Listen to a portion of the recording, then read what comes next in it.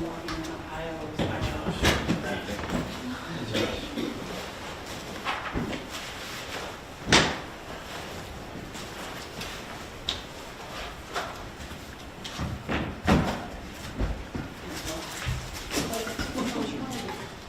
Good enough. First time I've actually paid one in 2 weeks. Yeah. Has it been announced?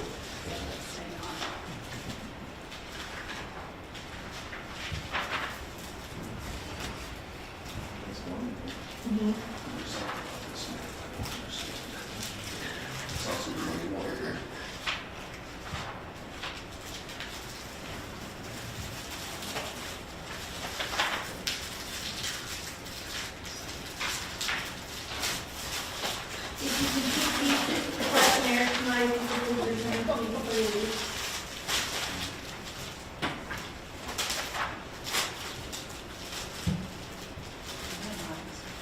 We do that every year, don't we? Correct.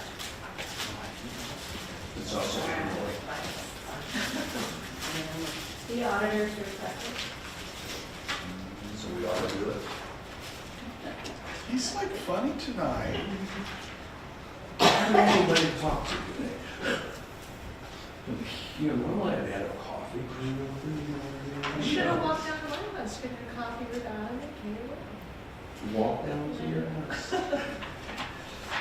I had to I had to get my lane shoveled so I can get my car out. That took an hour and a half there. Good for you. Hey, Roxy. Mayor, from you. I got it. I might be later. Okay, are we ready to start? Thanks for everybody making it out here tonight. And we all say during the meeting as well, but thank you, Denny, and to the entire crew, and doing a great job. They start right away and get out there and just keep going at it. It's pretty incredible. So, anyway, we are having our study session this evening about, the topic is the diversion channel. And this has come up over in the past, and it's come up now for various reasons. And so we need to at least to start discussing it and to kind of get a handle on this, ask for information if needed, get clarification, and then make some type of a decision. So anyway, so I'll turn it over to Christy, and she'll get started. Thank you, Mayor.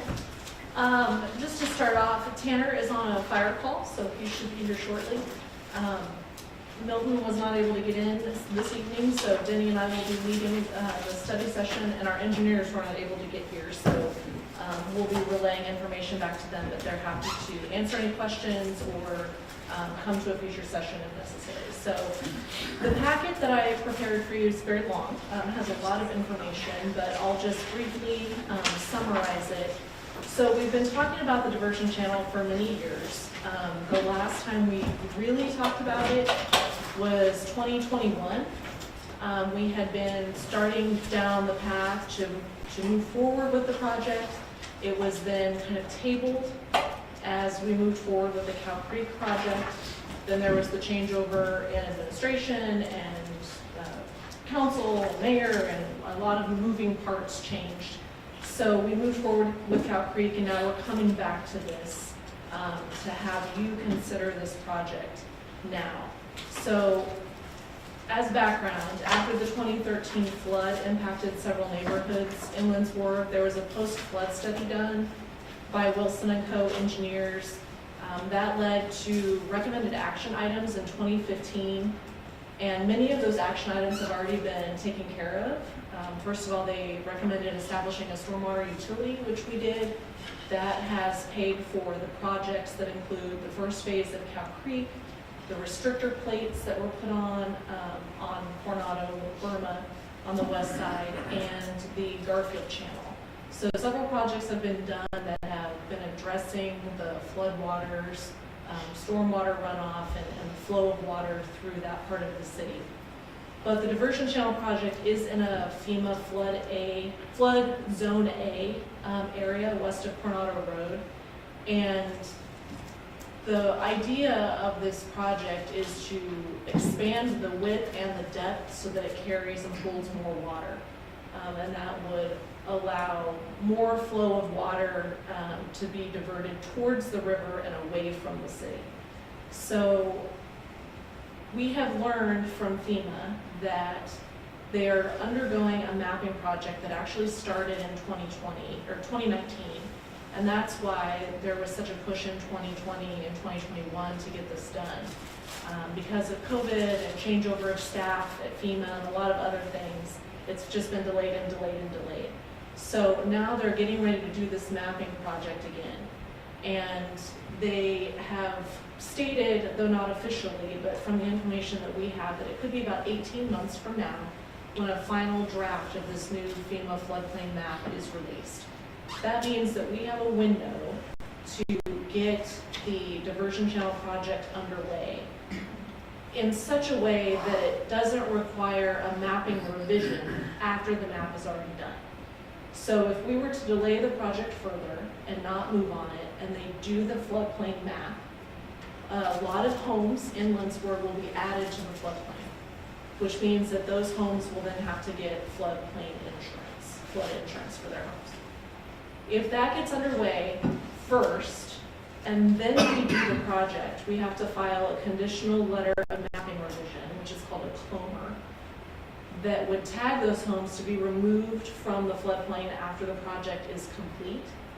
And then we would have to file a letter of mapping revision saying that the project has been completed. Those two steps add time. It's a lengthy administrative process and about $100,000 if we were to do that. So if we delay, we have to do a CLOMR and a LOMR. It adds time and money.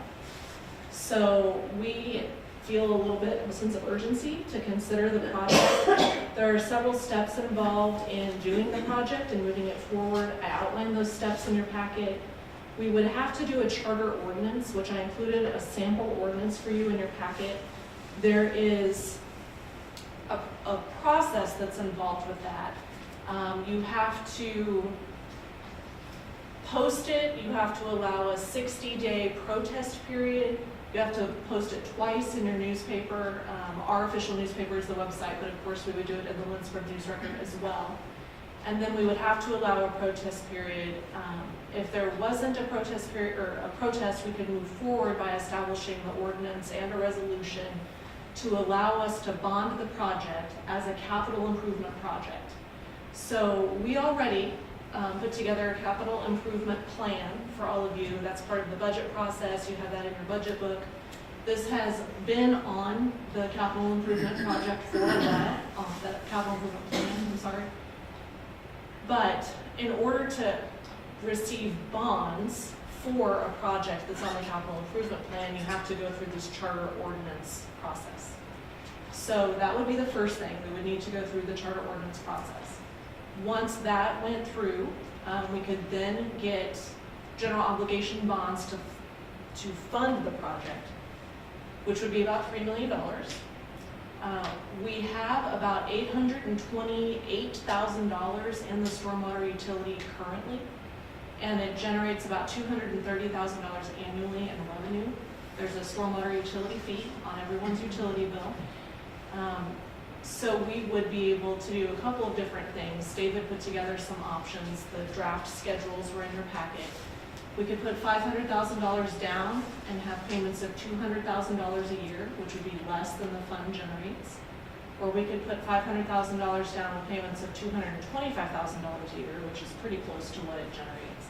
But the idea would be that we would want to keep a full year of payments in the fund so that we would always be a year ahead of the bond.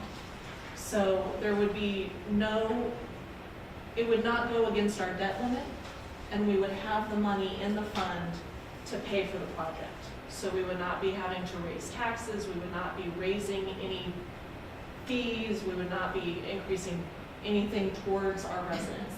They're already paying the stormwater utility for projects like these. So again, we have used that money to pay for things like the Cow Creek project, the Garfield channel, the restrictor plates. That's what the fund is for. So it would just be using those fees. Yes, because we go over, she will. Okay. Up to you. Okay, yeah, go ahead. So with these schedules, is there, and having the ability to pay for this through the stormwater utility, does this factor in at all the rest of Cow Creek? If the people were to eventually sign off so we can get this done, is there still money left to do the rest of that project? Well, if we were going to move forward with the second half of that project, then I would probably recommend that we do the $200,000 a year method. But don't we Because that need, would, don't we need to do that for the good of the town? I mean, it we seems like. should. The more critical section of Cow Creek was the north half and north of town. So with the culvert pipes that you approved the donation of a few meetings ago, we are moving water north of town more so. So the north half and north of town are moving better.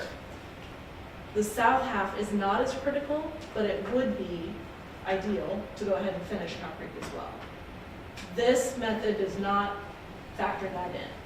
But if we did the $200,000 a year route, we would still be leaving a balance, a higher balance that we could move forward with the south half. I would have to do the intricate math, but off the top of my head, based on the first half of Cow Creek, that would be likely that we could do. But I'm an engineer, just driving around though that last big rain, I saw backups on the west central to the southwest side that I haven't really seen before, which seemed, I don't know if that's a result of anything or just coincidence, but it seemed really bad there, so I don't know what that means. So that's a very good point. The other thing to think about, of course, we can't expect this. It would certainly help if we were able to get a grant to cover the cost of the project. So the FEMA has done a flood mitigation assistance boot camp. Our staff participated in that. We were expecting the notice of funding opportunity late last year. That has not been issued yet because of the changeover in the presidential administration and the hurricanes at the end of the year last year. So FEMA has just not released those funds. If they were to be released and the NOFO is issued, we do have everything in place to apply for that grant. We can apply for the full amount of the grant, and they, will grant us whatever they determine we're eligible for, but we would certainly apply for as much as possible. We also did apply for a KDOT cost share grant that would have funded a large portion of the box culvert piece of the project. We did not receive that, unfortunately, but we'll continue to apply for that. That's an annual process. So the funding, Any feedback on that? just too many urgent needs and a limited amount It's of the money. same thing as last year. They continue to encourage us to reapply. So Denny's on top of that, and Chris did a great application, so we'll continue to work towards that. But we would also, after the charter ordinance, figuring out the funding, there are easements that are involved for property owners that we would need to secure. There's a moving of a water line that Denny's team would take care of. Of course, we have to bid the project and do the construction. All of that has to be done before they get to the final draft portion of the mapping in order for us to not have to do the Clomar piece of it. So I'm bringing this to you tonight because we do need to consider whether or not to move forward with this. It would have to be agendized if you would like for it to be agendized, so that we could begin to move forward, because we don't want to miss that window. So there are several steps involved. So we just wanted to get in front of you this evening, update you on the project, remind those of you who have been part of it for a while what's going on, give new information to those of you who are maybe not as familiar. Also, there are some maps in here. I included an excerpt from the 2015 drainage study that was done by Wilson & Co. So that is straight out of the study. And then you see the map there of what the diversion channel would be. There's also the map issued by FEMA of what would be added to the floodplain. So all of the area in red would be added to our floodplain in Lindsborg if we do not do the project. Well, either way, Okay, that was gonna be. either way, they're gonna do this. If we do the diversion channel project, a lot of these homes that are in this red area would not be tagged to have to get flood insurance. So they're gonna do the map either way. Right. But if we do the diversion channel, it reduces the likelihood of flooding towards town. So those homes could be removed from the map. Going back to my original question about Cow Creek, whether we do that or not, will that have any impact on this map, or is it just the diversion channel out of this? The diversion channel that we believe just the diversion channel. Cow Creek was a maintenance project. It was not considered a floodplain administration project. I just found it interesting. The red squares seem to be surrounding the holdouts of signing easements. So they're Certainly bringing their helps to be able neighbors. to move water So through there. so theoretically, they may be helping bring floodplain to their neighbors. Possibly. But Well, you'll the notice, red, but the red part is not new flood. The red box, what is the red box? That's, easement holdouts for Cow Creek, is that not what you? Well, yeah, this red box in the middle. Well, there's a little There's a red little, shading. yeah, left. there's a little red shading area to the west. The dotted white line is. yeah, I see is that, city but what's the limits, red, correct? what's the red It's just trapezoid north of or the Soder's. red? That'd be a question for Milton. So Well, I'll ask and him. or Wilson and Company, Yeah, because I'm not sure Because I mean, the only actual floodplain activity is that little red shaded area, right? I mean, the red shading is what's going into the floodplain. yes, so this area Yeah. right here, yeah. This is the same as this. So this box is the same as this box right here. So all of this red area will be added, which creates flood plain increase up here, which would be those homes. Right. Yeah. Yeah, About that's, how many? yeah. About how many homes? Denny, do you recall? Still around 100, I believe. Yeah. 100? Yes. Yeah. Now,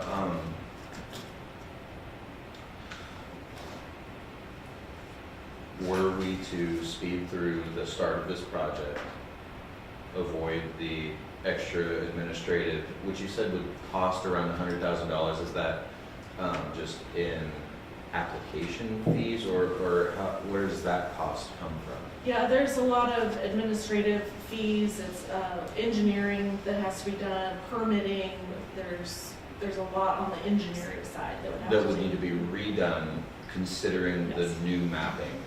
Yes.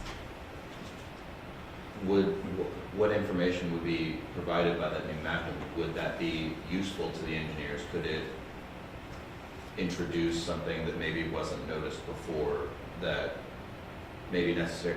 My fear is that we will get this project underway and new information will come out anyway saying, well, actually, the floodplain's way bigger than we even considered before. This project, the way that it had been engineered previously, is not actually going to handle everything.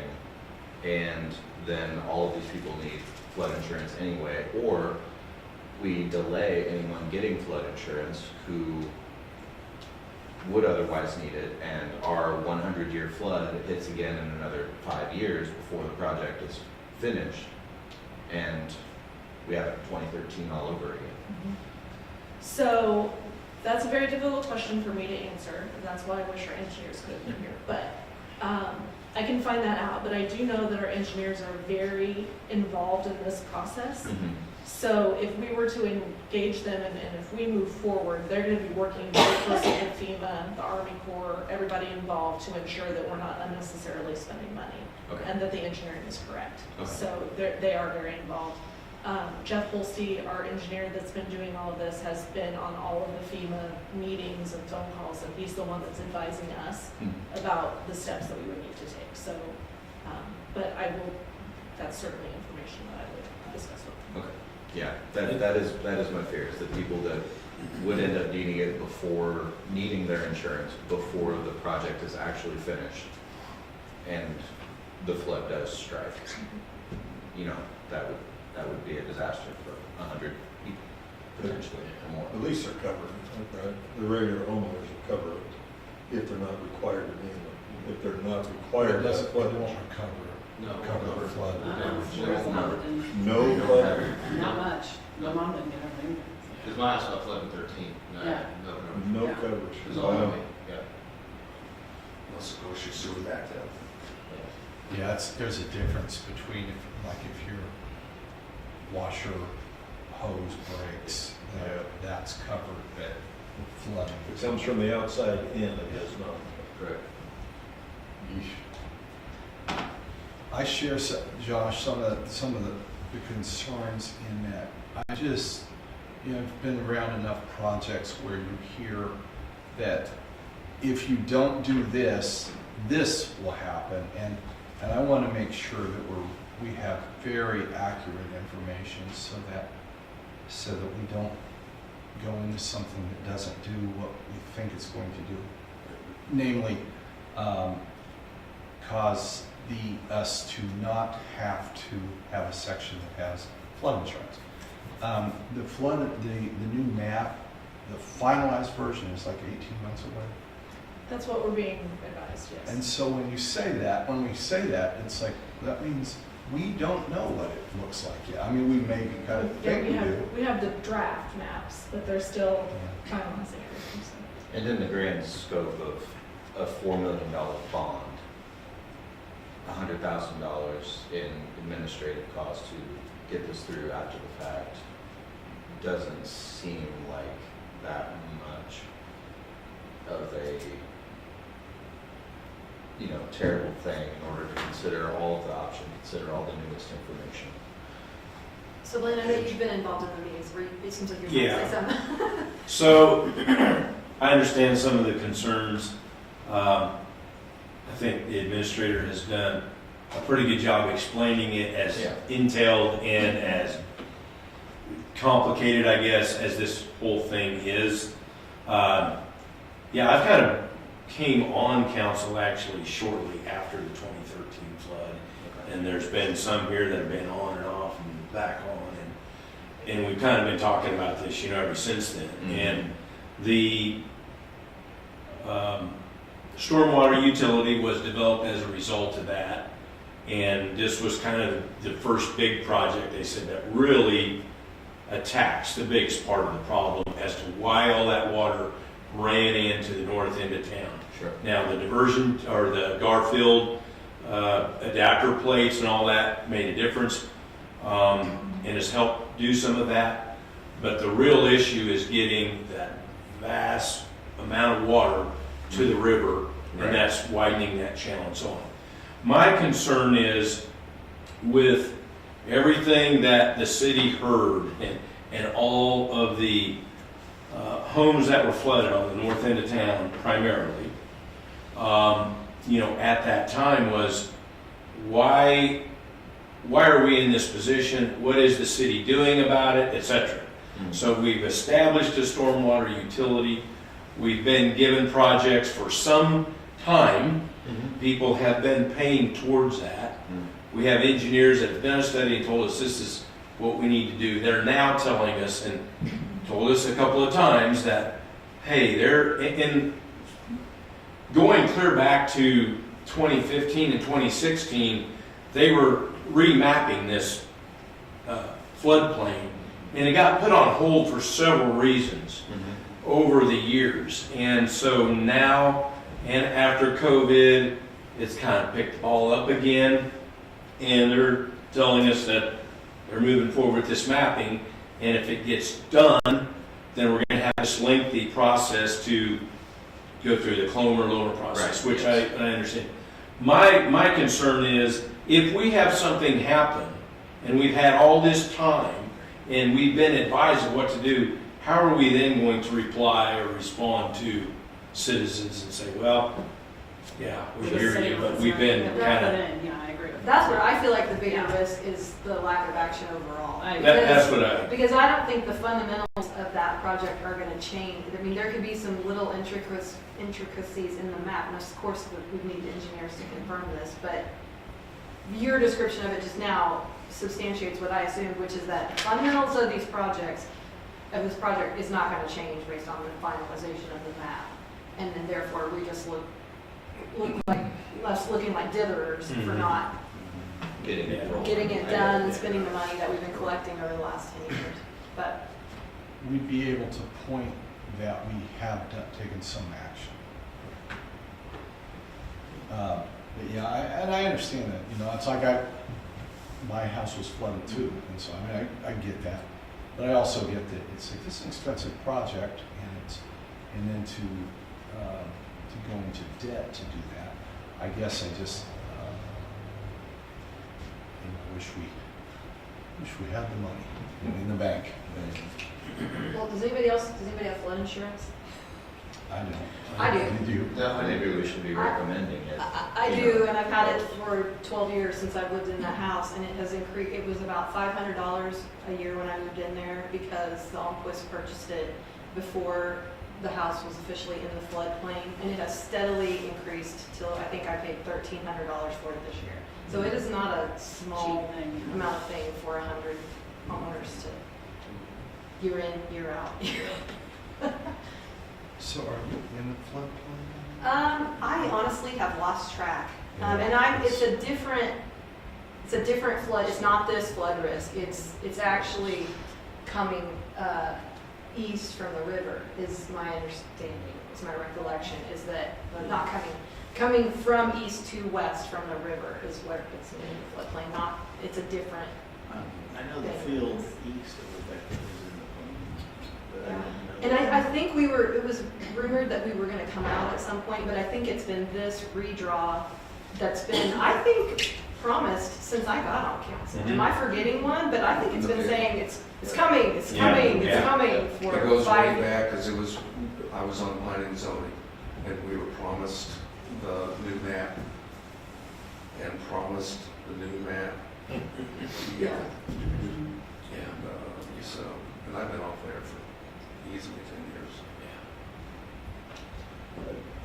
Question I have in my head, and the engineers are never gonna tell you exactly, but when they came to us originally, they had like 4 points, or the restrictor plates, they widened new culverts over, under Garfield, the diversion channel,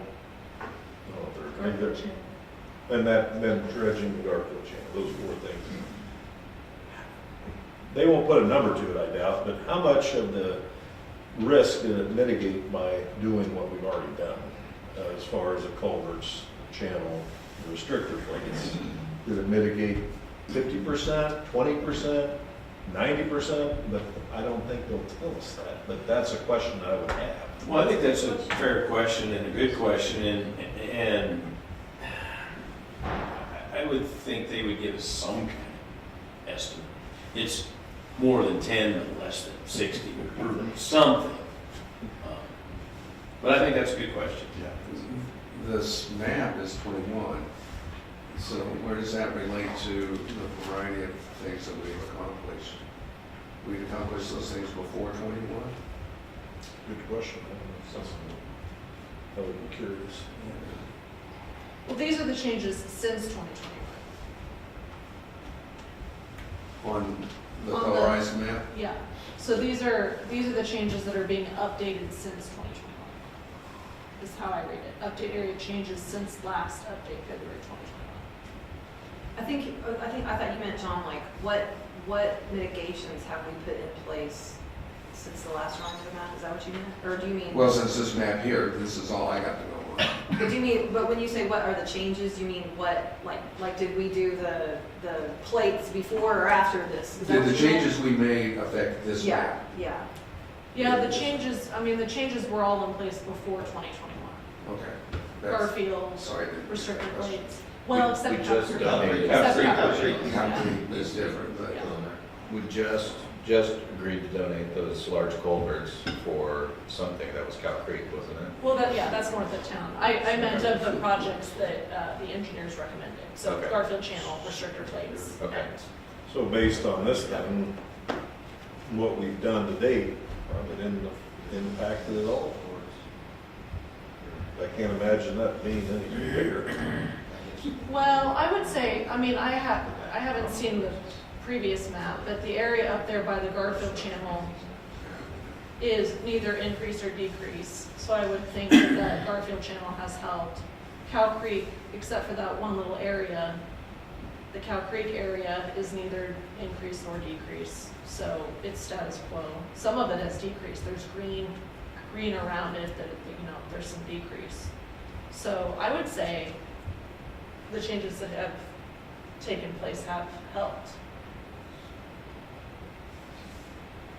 Yeah, it's unfortunate they weren't here. I know they offered that, they would be here anytime, and it's just unfortunate that We can't really help it. tonight's just, it is what it is.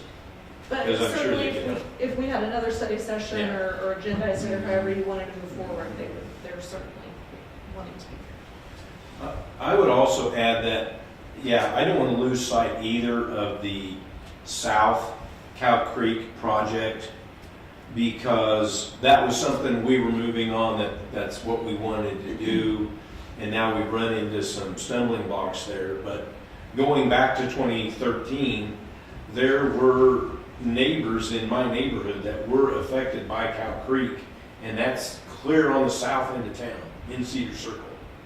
And the water came out of the creek into their house as a result of not getting enough water through there. So that's a little bit frustrating personally to me, that we've got some people, and we've talked about that before, that are holding that up. And I don't think we want to lose sight of that either. Also, the ad would be to monitor the creeks and the diversion channels, because I think sometimes citizens, it's all already been cleared out, and then they do some other stuff that changes what would affect the flow. I think there's one of those on the North Cow Creek side. It's covered in snow now, I don't think you could see it, but where they, Wasn't that communicated at one time that there was gonna be some kind of ongoing maintenance of the? Okay, the city will take care of it. Yeah, and we have monitored, like, there have been kind of dams Yeah. built, and we have addressed that with the homeowners, property owners, but Sorry, we can fast forward, multi-county. yes, so north of town, so Chris, before he left, and Denny will carry this forward, have talked to the landowners north of town. We did donate those culvert pipes. Yeah. And so and Chris and I and Denny and Milton, we all had a meeting with some of those homeowners, property owners, to talk about continuing the dredging project through ag land north of town. So we continue to have those conversations. They're very positive conversations. We just need to get the plans moving forward and the work done. But those have been moving in the right direction. I did have a question that I was unable to answer. Given that one of the landowners there is rather adept at earth moving, Yes. are we paying anything for that? Well, we've not gotten to that point, but we are in conversations with them about doing that. So, and That's not even on city property though. correct, that's township. It was for the benefit of the, For the benefit of the city, but let's just say that wasn't the mindset of the individual talking to me. Yes, sir. Well, if they cannot do it, and if they don't do it, it doesn't hurt them, it only hurts, so I think Yeah. unfortunate, but I think it has to be done.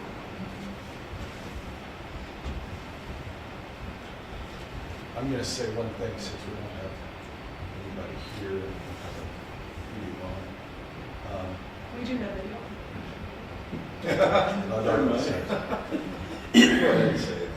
No, I was just gonna say that in order to go on the south side, I think it would have to be perhaps different to integrate it going forward on the north side. That was difficult, and, just be prepared for that. I think that probably is going to come up.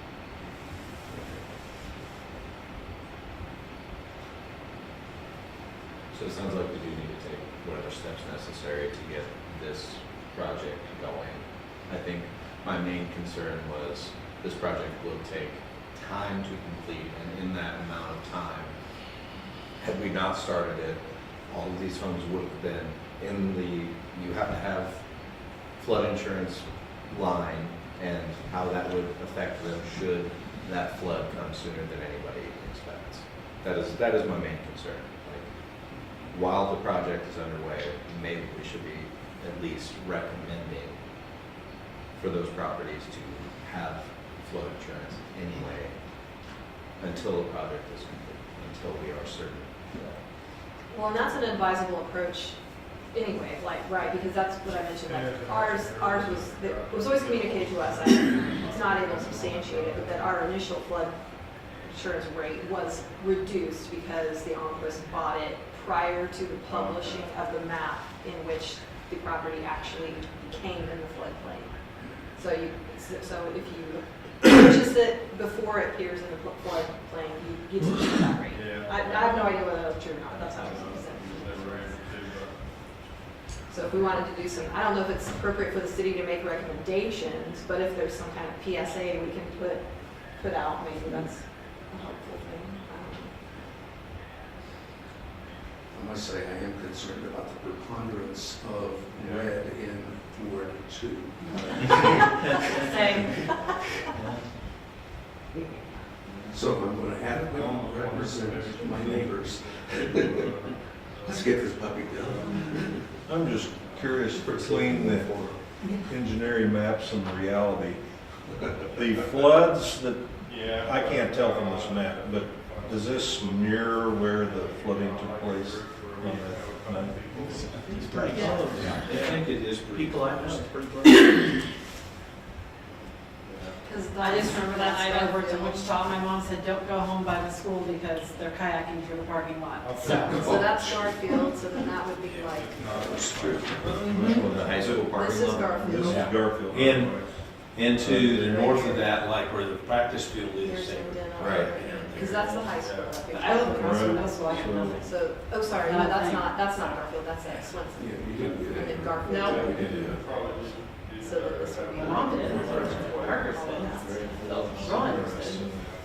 That was crazy. So, Yeah, see, this is Cedar Circle here, this area right through, that's the houses I'm talking about right there, which was Height Shoes and Endlers, and they had one come down out of their basement.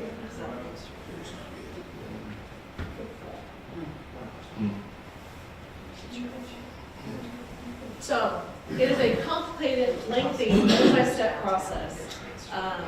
As we mentioned, Councilmember Hebel has been involved with this. We tasked him with being on the subcommittee for this because he has the history on council with it. And the mayor and I and Denny and Milton and David have met with the engineers and taken part in the FEMA meetings.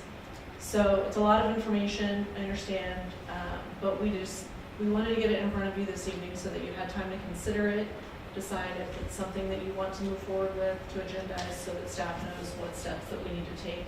A charter ordinance process is very lengthy. We want to be sure that we do it correctly and have the proper time. the other question I'd ask of the engineers would be, let's say we do the channel, what do they think the odds are of this red not being red? I think that kind of touches on what Councilman Swanson was saying, but is it a 99% chance? Is it a 10% chance? I'd be interested to know because Yeah, I think they can give you that. I think it reduces the red drastically, from what I understand in my meetings with them. Yeah, again, based off of being involved in some, again, that's a great question. I think it's one that they can give you some assurance of. I think what's more critical, though, is reducing the red on the map so that people can actually benefit from the reduction or the elimination of flood insurance. Because they're going to be paying flood insurance until the map is revised. And like I said, it's been probably a 15-year your project. Well, but they're not paying it now, right, because they're not in the flood, it's not right. I'm unaware of anybody, but. Yeah, not that I know. I mean, I don't know. I mean, but well, yeah. you know, individuals may Yeah. have it, but But they it's- aren't, it they would aren't be in a active. compelled, they aren't in a position yet to be compelled. To be compelled. The only way you're compelled is if you are in the floodplain and you have a mortgage, and the bank requires it. Other than that, you don't have to. And if, and then, but trends, they're kind of odd that, you know, we had that flood, and in theory, everybody went out and bought flood insurance, but that didn't happen, and that doesn't happen in places. But I just mean, we're not looking at cost avoidance at this point necessarily from a being a compelled perspective. We're looking at, well, I showed, we are looking at cost avoidance, not cost reduction at this point. Correct. And we're talking about eliminating the floodplain from the map, but in reality, we're trying to protect our citizens from From being being flooded. flooded. Yeah. That's the bottom Yeah, line. 100%. Right. And That is saving them wonderful. from both the destruction and then the cost of insuring. It'd be a great thing, I think. So, just, Let's do it. it's just like, no more of this. So maybe the answer is yes for answering Jimmy. Yes. What is the path forward? Are we gonna have the engineers again before we go too far, or what? Well, I think it'd be good if, you know, that's a possibility, and it might be a prudent possibility, a good thing to do. And so that's what I would suggest, but also, if you have questions, let Christy know now, so that, I mean, like this week, as you think of things and think, oh, what about such and such, so that she can be working on that, and then we'll see about bringing it up, either another study session or as an informational during the meeting. Do we have what passes for a current floodplain map? I mean, this is not That's the it, proposed, you want the current. you know. Well, it would be everything in the yellow is the red, right? No, Because not the necessarily. the red is the yellow crease. It's a lot of different, it's a lot of adds and subtracts to try to process. True. You know, I just don't know what's in effect at the moment. I would assume that the red is yellow. Would be yellow. Oh. Yeah, I just, But I I mean, never want to assume. No, because those colors mean increase or decrease. So Right. like yellow, so if it's red, it would have been nothing before. Right, and the Right. yellow is And yellow no, is, it was the same. no increase or decrease, so. Oh, The yellow is in the previous map where the red was. It just didn't increase. And the, so it was a yellow. The green was also Okay. red yeah. And then. in the previous Yeah. map. So the red may be nothing then. Well, the. in No the- color. It's a floodplain decrease. The red may be Decrease though. just Green. no. Exactly, Yellow, exactly. Because yellow It is should floodplain. be, I mean, that, because the red is to indicate area that's gonna be Yeah, added that was not. That makes even more sense. Exactly.